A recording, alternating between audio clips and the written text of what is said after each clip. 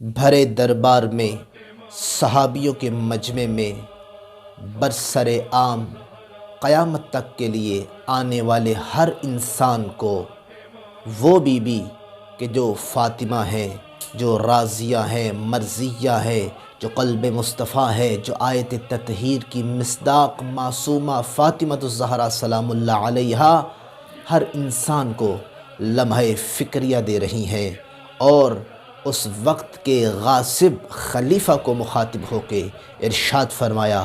یبن ابی قحافہ افی کتاب اللہ ان ترث اباک ولا ارث ابی افحکم الجاہلیتی تبغون ومن احسن من اللہ حکما لقوم یوقنون۔ فرمایا اے ابو قحافہ کے بیٹے کہ اللہ کی کتاب میں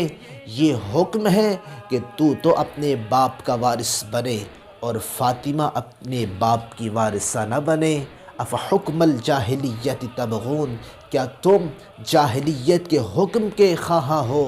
ومن احسن من اللہ حکما لقوم یوقنون،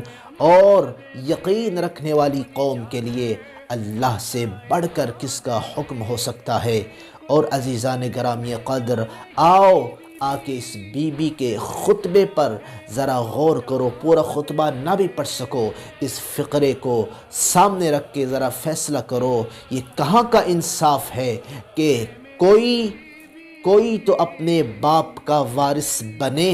اور فاطمہ جو اکلوتی بیٹی ہے، جو قلب مصطفیٰ ہے، جو راضیہ ہے، جو مرضیہ ہے، جو معصومہ ہے،